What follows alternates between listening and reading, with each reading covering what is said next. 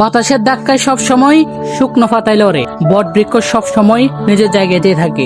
এক বিশাল জায়গায় এক বট গাছ ছিল।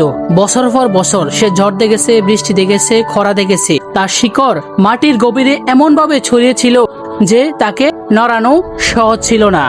সেই বট গাছের ঢালে ঝুলেছিল অসংখ্য শুকনো পাতা। একদিন বিকেলে হঠাৎ প্রবল বাতাস শুরু হলো। বাতাসের দাপটে শুকনো পাতাগুলো কাঁপতে লাগলো। কেউ পূর্ব দিকে উড়ে গেল, কেউ পশ্চিম দিকে, কেউ নর্দমায় পড়লো, কেউ কাদায় পড়ে গেল, আবার কেউ মানুষের পায়ের নিচে পিষ্ট হলো। উড়ে যেতে যেতে একটি শুকনো পাতা গর্ব করে বলল, দেখো আমি কত স্বাধীন, বাতাস আমাকে দূর দূরান্তে নিয়ে যাচ্ছে, আর তুমি বটগাছ একই জায়গায় দাঁড়িয়ে আছো। বছরের পর বছর বটগাছ মৃদু হেসে কিছু বলল না। কিছুক্ষণ পর বাতাস আরো জোরালো হলো। শুকনো পাতাটি বুঝতে পারলো সে নিজের ইচ্ছায় কোথাও যাচ্ছে না। বাতাস যেদিকে ঠেলা দিচ্ছে সেদিকে তাকে যেতে হচ্ছে। তার নিজের কোনো শক্তি নেই, কোনো ভিত্তি নেই, কোনো ঠিকানা নেই। অন্যদিকে বটগাছ ঝড়ের সামনে মাথা নত করলেও শিকড় ছাড়েননি। সে নিজের জায়গায় অটল রইল। ঝড় শেষ হওয়ার পর শুকনো পাতাগুলো ছড়িয়ে ছিটিয়ে পড়ে রইল।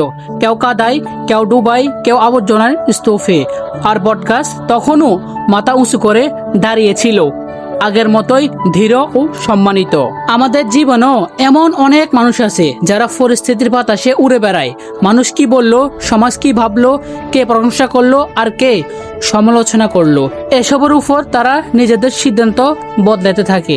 তাদের অবস্থান শুকনো পাতার মতো, কোনো ভিত্তি নেই, কোনো নীতি নেই। কিন্তু কিছু মানুষ বট বৃক্ষর মতো হয়।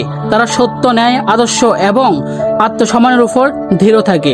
সমালোচনা, অপবাদ, ব্যর্থতা কিংবা কঠিন সময় তাদের পথ থেকে সরাতে পারে না, কারণ তাদের শিকড় গভীরে পতিত থাকে চরিত্র, বিশ্বাস এবং নীতির মাটিতে।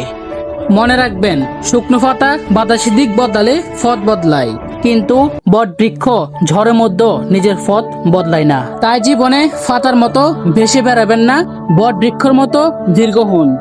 কারণ সময়ের ঝড় শেষে মানুষ উড়ে যাওয়া পতাকাকে নয়, অটল দাঁড়িয়ে থাকা বৃক্ষকেই সম্মান করে।